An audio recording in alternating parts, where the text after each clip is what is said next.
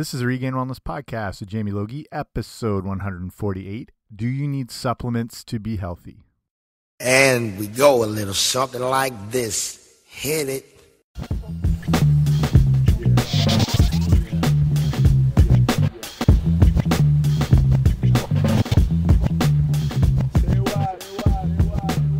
Hey guys, what's happening? Welcome back to the podcast. I'm Jamie Logie. I run regainedwellness.com, and this is the Regained Wellness podcast. So thanks for coming on out today. This episode is about the whole supplement issue, and it's a billion-dollar industry, and you're probably using them. I use them. I have used them. I probably keep using them in various forms, but I'll be looking at what's actually necessary, what's not necessary, and a few of the things I think are good choices as opposed to like the avalanche of different products you can see out there. So a couple sort of tried and true ones, but more getting a good grasp on, if supplements are actually key to being healthy. So before we get into it, make sure you subscribe wherever you get your podcasts.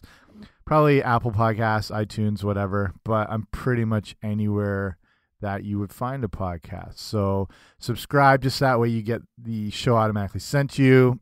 I don't have to pay for postage and mail it, and saves me a lot of hassle, and just kind of keeps you up to speed with everything. Okay, let's get right into this. So the supplement issue is interesting, and I mean, an entire podcast, like a whole podcast, could be just devoted to to supplements, as far as a weekly episode on certain supplements and qualities and productions, and it's just such a massive thing. So I'll try and cover it short and sweet. And just from my own background, I do have a lot of experience in this, and besides personal training and fitness and nutrition, I've worked in a lot of nutrition stores and managed nutrition centers, whether they're like standalone nutrition stores or the nutrition store part of a gym. And in being a manager, having to always be aware of, every different supplement and being informed and knowledgeable on a ton of different things, because on any given day you have people coming in looking for everything from weight loss to better, joint supplements, to vitamin D, to B vitamins, to herbal, like absolutely everything. So I've been exposed to everything you could possibly think of, and I've tried every product probably known to man. It's just one of those things, like with some of the stores I've worked at, I would, there's some things that you have to carry just because it's, part of the store and there's a certain amount, but then other things that would come through, like you have to stand behind them. So I would try everything more, from my own interest, and then I'd be able to speak on it more. I didn't want to be that guy who just wasn't able to back up anything, and I can just say, well, from my viewpoint and whatever. So, I mean, I've known the supplement industry inside out. So I think I'm, coming from a pretty good standpoint to talk about it. So when we're looking at, do you need them to be healthy? Obviously, just in the name alone indicates that you don't. A supplement means in addition to, and it's meaning in addition to a good diet, a good real whole foods based diet. And then supplements may have a place, and I'll get into specific ones in a little bit. But, if we're looking at everything as a whole, the short answer is no, you don't need them. Ideally, you're getting all your stuff, all your nutrients, minerals, phytonutrients, antioxidants, macronutrients, everything from your diet. So if you're new to getting healthy and starting to eat well, this is where you want to start getting, if you've been eating things that come out of boxes and packages and whatever, the first thing you want to do is start moving into real whole foods or real versions of those things. It might be hard and overwhelming to do this complete 180 transformation, but say you're eating, I don't know, just like cookies as an example, like box packaged cookies. Can you at least, start making your own, where you're using, natural ingredients and exactly what's going into them? That's sort of the steps. Start moving away from those things and try to get better versions of those things. say you're having like fruit bottom yogurts, you know, those colorful, fruity, sweet, sugary based grocery store yogurts. Can you start now getting, say, a plain unflavored Greek yogurt and add in your own fruit, throw in your own berries and raspberries, maybe a few like almonds and, you know, something like that? Can you start moving away from those things? And then if you have been eating that way, now it's, you know, that idea about getting also into just real whole foods. So if you're in a grocery store, that means shopping on the outer perimeter, buying foods that are real and whole and don't come out of a package and don't have a list of ingredients on them. So like the idea with real food is it doesn't have ingredients because it is the ingredients into whatever you're making. Then from there, can you start getting better versions of that? It's all like with your health, it's all about trying to make the best choices possible and sort of get on the road to the healthiest things you can. So wherever you are in whatever like stage of the journey you're in, you know, always look to like, what can I do a bit better? So if you've been eating all that, you know, crap and junk and whatever, can you start getting real whole foods? Don't worry about like where they're coming from and whatever. And, you know, in grocery stores, the odds are you're going to be like in big supermarket chains, the odds are the foods are going to be coming from like thousands of miles away and whatever. The first step is getting into that, you know, real whole foods thing. The next thing, you know, if you've been doing that, awesome. The next move is getting into cleaner versions of those same things. Like if you're eating sweet potatoes and strawberries and bell peppers, you know, whatever, can you start finding organic versions of those? And ideally, you know, or optimally, organic versions are a bit healthier. Not always. Nutrition-wise, they're not necessarily always healthy, but they're a better choice because they're grown without pesticides and chemicals and crap that can just absolutely disrupt and play havoc in your body. And like the odds are they're going to be a bit healthier, but you know, it's more about getting to the cleanest versions of those things. So start looking for organic things. And it might be the same situation depending on where you shop, or like if you're at a Whole Foods or whatever, where you might get, say, those strawberries, but they're still coming from California. So, you know, there's a lot that's lost in the, you know, as soon as food and produce is picked, it starts losing its nutrients right away. And if it's picked or harvested and then it's transported and then processed and then put on shelves, it can be weeks or, you know, days, which is still a lot in the life of fruit or vegetables, where the nutrient content has gone way down.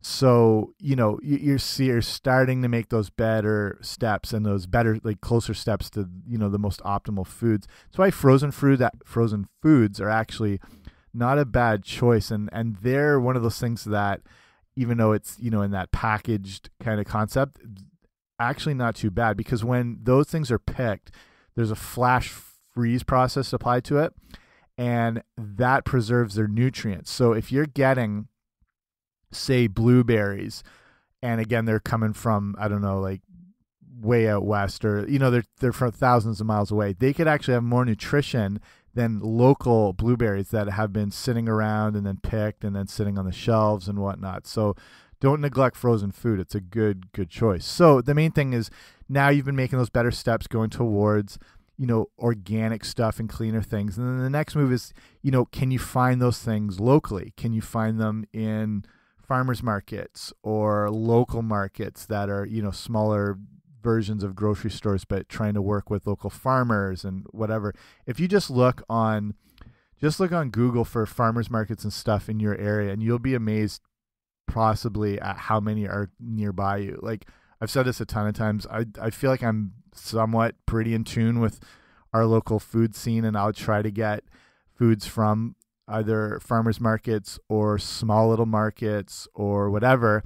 And I was looking up just other, you know, potential farmers markets or whatever nearby, and there was 3 more that were within 5 minutes of my house that I had no idea even existed.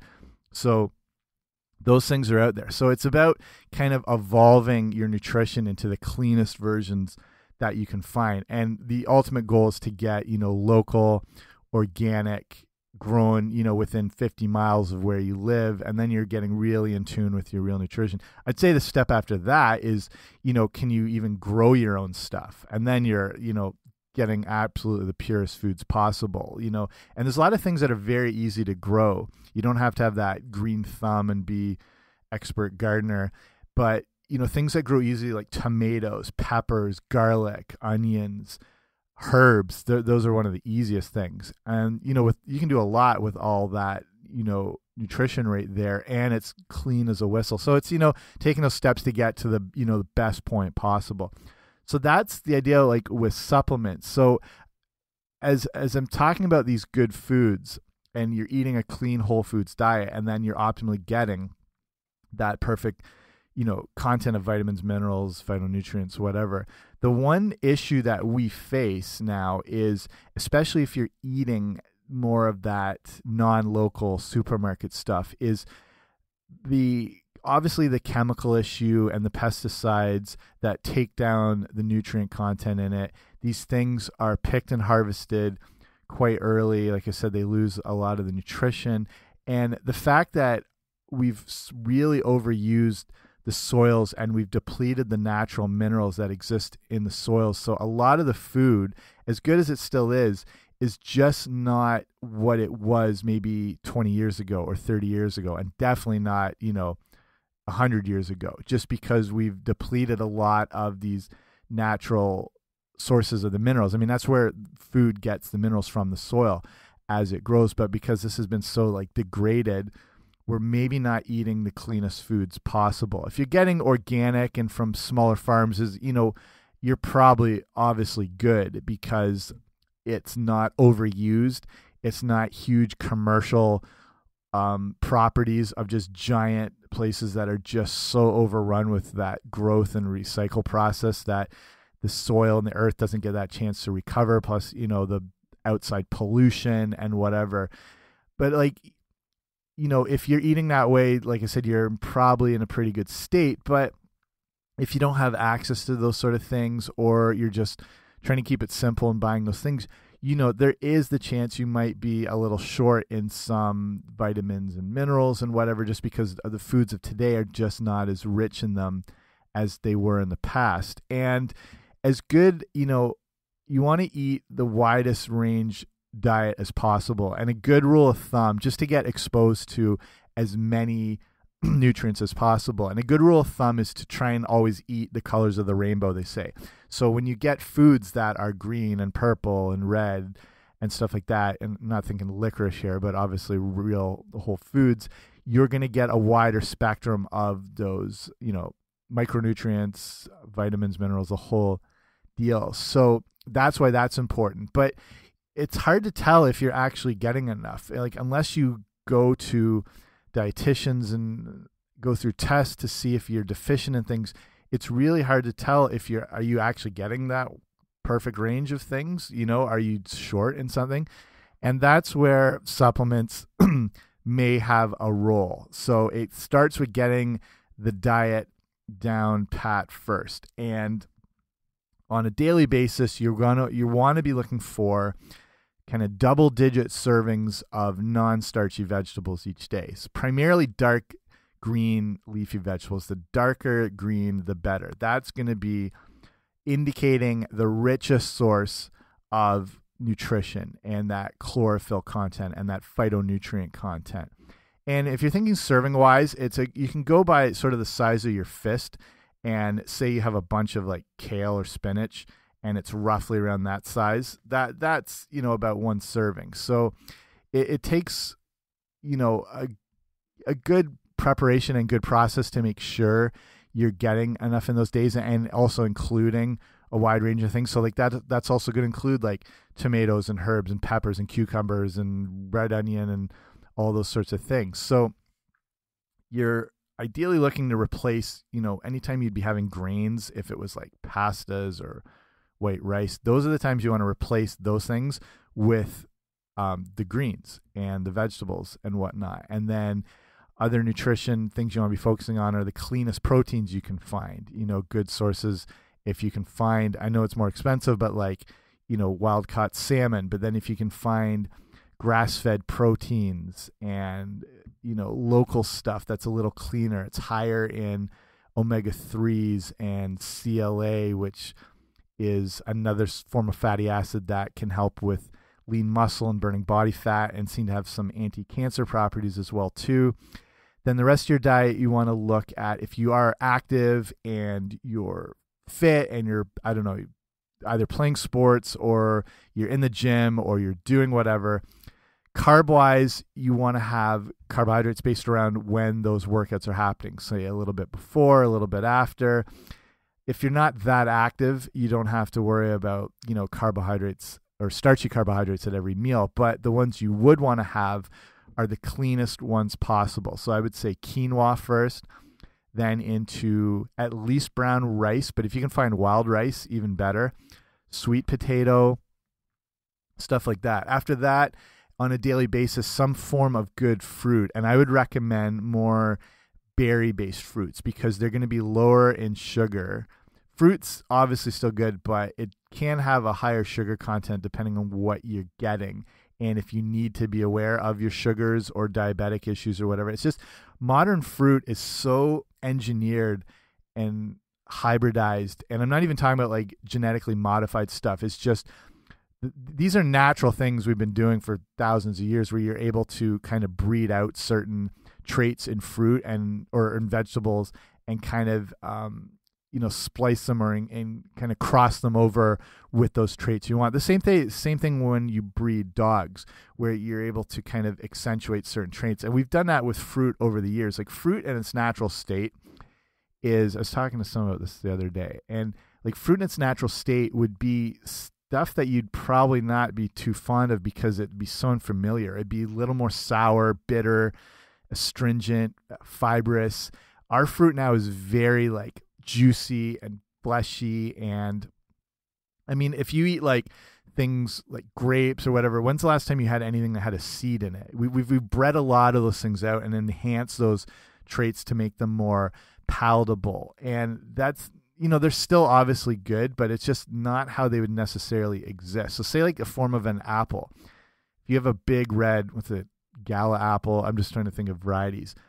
Big, juicy, sweet, but apples more in their natural state would be like crab apples, or at the very least like green, sour-ish apples, or crab apple. Like when I say crab apples, just smaller, a little more tart.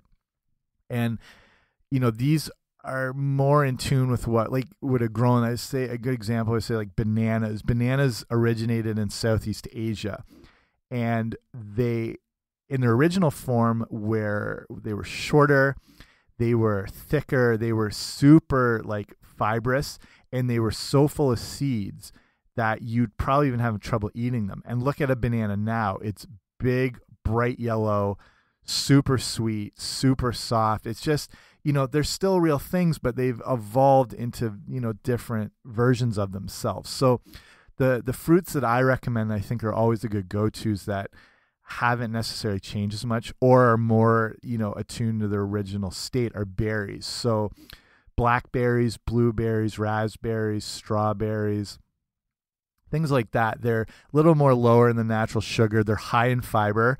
If you think like something like blackberries, they have a little more of that bitter taste. Blueberries more tart, a little more, going with what an actual fruit should be. They're super high in minerals and vitamin C and magnesium, huge antioxidant sources. So if you can find wild blueberries, they're getting a lot more popular too. And if you can, even frozen wild blueberries are still going to be a good source. They're really small, and again, super high mineral, super high antioxidant, like amazing foods. Besides those, I would say citrus fruits as well too, lemons, limes, even oranges when you can find them. If you're going with that, like I said, it's more if you're wary of sugars or you have to be a little more careful. That's why berries are obviously good, but mix in other things as well too. I'm just saying these are some of the best go-tos as far as what you want to be looking on a daily basis. After that, healthy fats are going to be important, and we're looking at your, the usuals like olive oil, coconut oil, avocado, things like that, just getting those good sources of various like omega fatty acids, keeping your body away from inflammation. When you think of things like, say like even fish oil, I'll get into in a bit, these things are like nature's anti-inflammatory. So good for, and then like skin and hair, joint health, the whole deal. And then after that, I would start mixing in probiotic rich foods to keep your gut as healthy as possible. And the healthier your gut is, the healthier your whole body is. So, and I'll talk about probiotic supplements in a second, but like natural sources, kombucha, kefir, kimchi, sauerkraut, pickled vegetables, normal pickles, all these things will help with that gut health. I'll link up a few episodes that have more in depth on all these things. Like if you want to learn more about kombucha and kefir and gut health, or more about the omega-3 issue and how important that is, and fish oil, I'll link those all up. So if you go to regainedwellness.com/148, they'll be all there so you can look a little more in depth. So that's what your diet's going to look like, along with a lot of good, clean water. And then after that, if you're looking at supplements, here's what I would say are going to be, 3 or 4 of the best go-tos.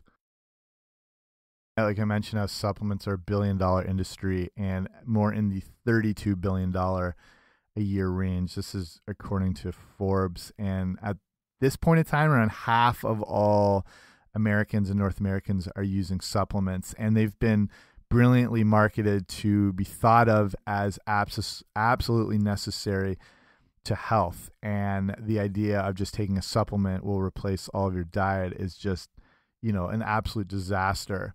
And, if your diet's not on point, then all the supplements in the world are not going to help. So I've talked about what it looks like to get it up to speed.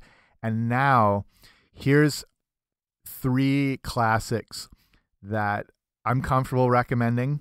I'm not going to recommend any brands or any certain things like that. This is more like from the overall viewpoint of what still can be effective. So the first one is a multivitamin. And again, this isn't, you're not looking at a multivitamin to make up for your shortcomings in your diet, but it can be that help. When I said when I was referencing that our food might not be as nutritious as it once was, and if you're getting foods that are brought in from far away and maybe exposed to whatever chemicals in poor soil, you might be short in vitamins and minerals. And that's where a good multivitamin can keep you covered. And especially if it's times where, I don't know, you're traveling or whatever period of time where your diet is just going to have to, you're going to do your best to eat healthy, but sometimes it has to take a back seat. And we're all there at some point all the time. It's just, you can't always eat perfectly. That's where a multivitamin can kind of help keep you covered decently. It's never going to replace real whole food vitamins and minerals, but it's going to be that kind of, fail safe. So, just being deficient in a few minerals can cause some havoc on the body. Like typical mineral deficiencies are like iron, zinc. I did a whole show on magnesium. Definitely listen to that one. It's probably I'd say on average, the most common mineral deficiency, because just people aren't eating a lot of whole foods that are rich in magnesium, especially like dark leafy greens and beans and good, like brown rices or wild rices, or even good, dark chocolate. A lot of people stay away from things like that. And magnesium is responsible for over 300 different functions in the body. And it's a lot of ailments a lot of people face might be because of magnesium deficiency. So if you go to the show notes again, regainedwellness.com/148, and I'll link up the magnesium episode or just some more information. It's pretty interesting. Calcium and magnesium combination deficiencies are pretty common, and everyone's aware, calcium deficiency is probably the most understood because it impacts bone density, leads to osteoporosis, bone fractures, the whole deal. And the idea of having to turn to a glass of milk or whatever, or skim milk to get it, is probably one of the worst choices. There's really even not that much calcium in milk, whereas say like, I don't know, a 3/4 cup of almonds actually has more calcium in it. Even like low fat cheddar cheese can have more calcium in a small serving. So, these are, like I said, the common ones: magnesium, calcium, zinc, iron. For vegetarians and vegans, they sometimes have trouble getting a decent iron content, and that's why a supplement can help in this case. With iron, you want to be diagnosed that you are suffering from low iron or have anemia or whatever. It's not something you want to like self-diagnose. It's just something you want to check with. So when I'm talking about a specific iron supplement. But in a multivitamin form, it might be helpful for people who are having trouble getting decent iron. Sometimes the deficiency can lead to things like shortness of breath, dizziness, headaches, sometimes coldness in your hands and feet, pale skin, sometimes chest pain, weakness, and fatigue.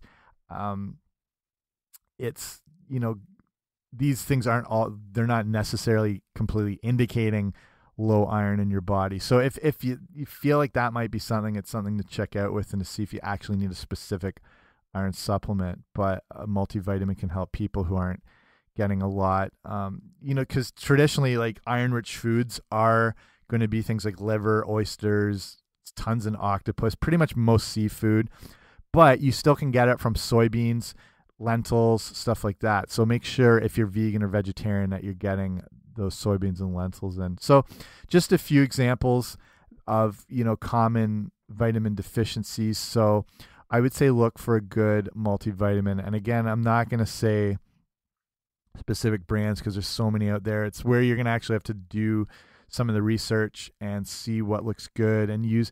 I find Amazon reviews not a bad place to start if you're looking at a specific product in anything, whether it's like a book or shoes or supplements or whatever, because there is the issue that a lot of those reviews are fake depending on where you're looking for. This is pretty prominent in the travel industry with hotels and resorts, that a lot of the reviews can be fake ones. But the best thing I find is start having a look at a specific product, start looking through the reviews to get an idea of what people are saying about it, just, how it's responding. And then go to the 3-star reviews, because that's when you're going to get the most, I'd say clear cut and honest review. They don't hate it per se, and they don't love it, and they're not shouting it from the rooftops. You're getting more of that wider range perspective when you read 3-star reviews on anything. So I do that all the time because it gives you sort of that pro and cons of it. So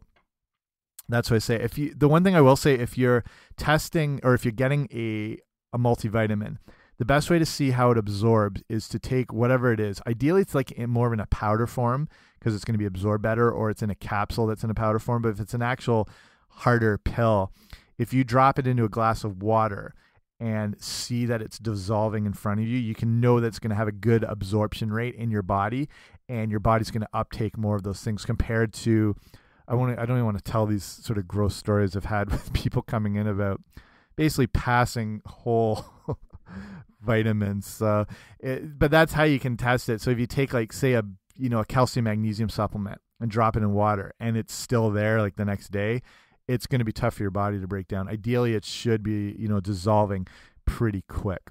Okay. The next supplement that I do see as valuable is a probiotic supplement, just because, like I said, if you're eating probiotic rich foods, you're going to be in probably pretty good shape. But most people aren't eating these things at all. I'd say kombucha's gotten a lot more popular, and it's a lot more available, and a very easy way to get really good, healthy, probiotics to improve your gut bacteria and to keep it more in balance. You can get, you'll get healthy bacteria from things like yogurts and whatever, but it doesn't have the same, it's not going to contain the same amount of strains and as much healthy bacteria as the other probiotic foods I listed. And there is even the debate if some of those strains of bacteria actually survive through the stomach and through digestion. And especially if you're eating yogurts that are filled with all those sugars and whatever, you're probably, I pretty much guarantee you're not getting much out of that. If you're getting, like a Greek yogurt, if you do eat dairy, a plain Greek yogurt, it's probably going to be okay for gut health, but it's just not going to be as good as those things like kombucha and kefir and miso and sauerkraut and whatever. But, as we understand more about the gut microbiome, it's been one of the big movements in science and health as of this century, that we're learning more about these healthy gut bugs that live in us and how important they are to keeping us healthy and free of disease. And we're learning more about the connection between our gut and our brain, and that basically our gut is our second brain. And, going back to simple sayings like when you have a gut feeling about something, or gut instinct or anxiety or butterflies in your stomach, it's related to that gut brain connection. And as far as how your mood is and how you feel. And we have things called neurotransmitters that are used by the brain, and they're key in controlling mood and your mental state. They're made, like 2/3 of those are made in the gut, and specifically serotonin.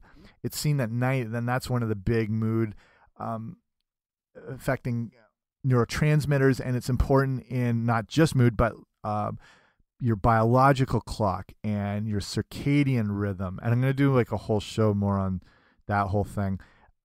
But it's, if your biological clock or your circadian rhythm's out of whack, and especially this time of year, I'm recording this right now in March, and I live in Canada, North America, and this is when the seasonal affective disorder hits. I mean, it's sort of hitting all through the winter when you're exposed to less light and your cycle of the day is off, and we just switched the clocks, and it just screws people up so much. And serotonin is, when we're not getting good natural sunlight, our serotonin levels are affected, and that can throw off your circadian rhythm, and it affects your sleep and your mood and your whole thing. And then if your diet is bad and your gut health is bad, you're looking to be in some pretty bad shape, because if that gut bacteria is out of whack, you're not producing serotonin at the levels you should be, and then that's affecting so many things. So like I said, up to 95% of the serotonin that's used by your brain is produced in your gut. So when it's out of balance between the good and bad gut bacteria, that's when you're looking at problems. And the healthy, like your overall healthy gut's involved with your immune system, and it's like the guards for not letting toxic things through to our immune system. And if that's building up over a while, the problem is that, so talking about like things that can get through your gut wall, and your immune system, sort of 80% of your immune system sort of lies on the outside of your gut. It's a series of cells. And if things get through there because the gut is not healthy, your immune system attacks them. But the problem is it starts to see some of those toxic things that are foreign, like a bad food or bad sugars or gluten, if you're intolerant to that or whatever. It starts to recognize some of those same things in other parts of your body, and it starts to turn on itself. And that's what's called autoimmunity. And then you're looking at all sorts of problems and the inflammations and things like Hashimoto's and osteoarthritis and the whole deal. So it's a whole massive topic, this gut health thing. But your overall healthy gut is involved with everything to do with digestion, protection against bacterial infection and illness. It reduces symptoms of if you're having constipation or diarrhea. It promotes more of a balance of alkalinity in the intestine. It keeps it away from more of an acidic environment, which is very damaging. And it supports your overall homeostasis and a healthy balance in the body. So that's why, because most people aren't getting any of these fermented foods, a probiotic supplement can be helpful. So you want to keep that gut functioning properly. It needs to be fed well, and that means feeding those microbes, those good gut bugs that live in the gut.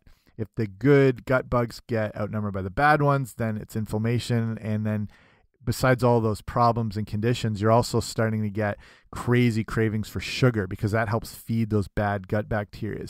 And it's not even you craving these things. As much as people say willpower is important, it really means nothing, because when your brain and your gut are craving these things, you're sort of helpless against it.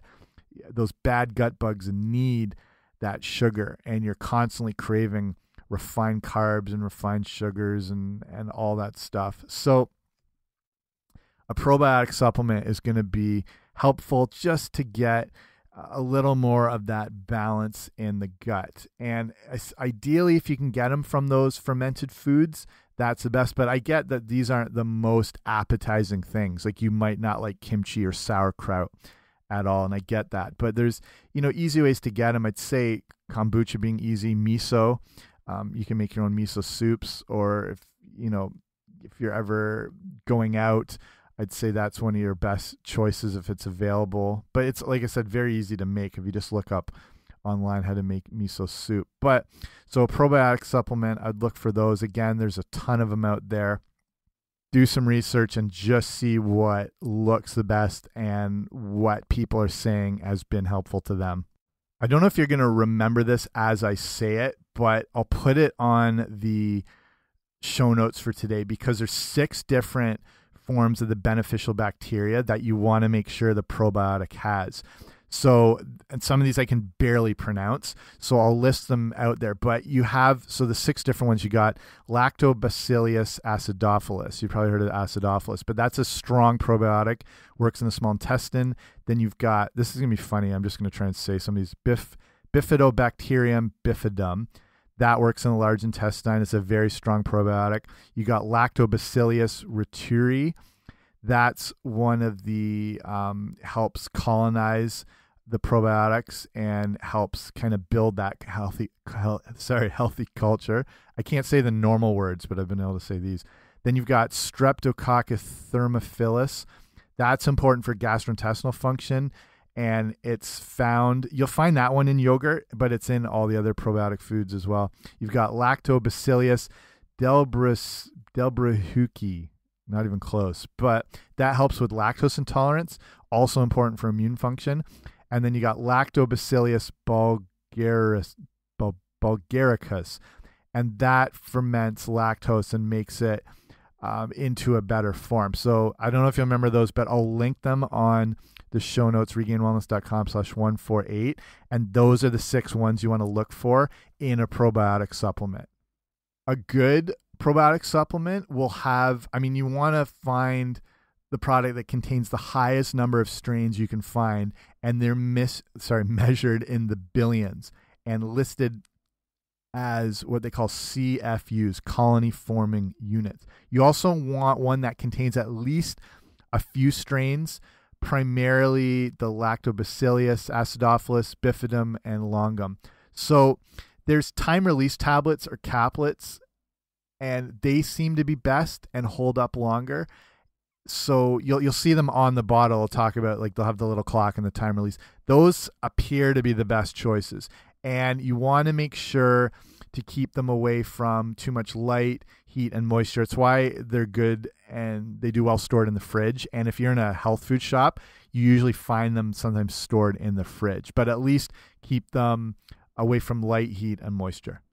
Okay, and the last supplement that I still recommend is going to be an omega-3 or a fish oil supplement. And again, because this is, I mean, people just don't eat fish unless you're a president who likes a lot of McDonald's filet of fish. It's just something, either it's hard to prepare, which I get, it can be expensive.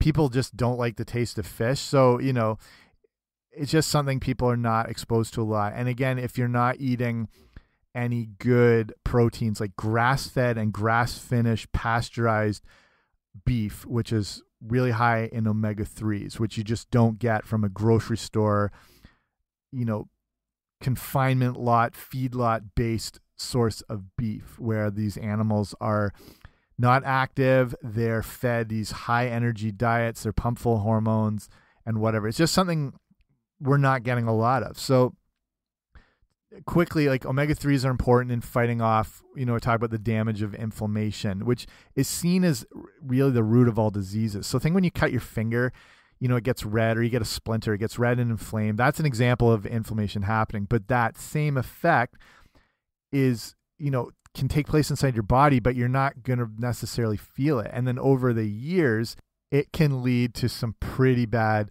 things and issues and degenerative diseases like heart diseases and certain cancers and diabetes and Alzheimer's and whatever. So omega-3s can have the ability to fight inflammation. Like I said, they're, you know, nature's anti-inflammatory. And how they do this is by binding to some proteins that are found on immune cells involved with inflammation. And then, you know, omega-3 also helps with controlling cholesterol, helps, you know, relieve the effects of arthritis. It has a positive impact on people with diabetes, helps in cognitive function. So when you're looking at omega-3s, what about the omega-369 product? Seems better than just omega-3 if you're getting all this together. So I'm going to say you're better off without those, the 369, just due to the fact the average diet, especially if you're not eating clean, contains way too much omega-6.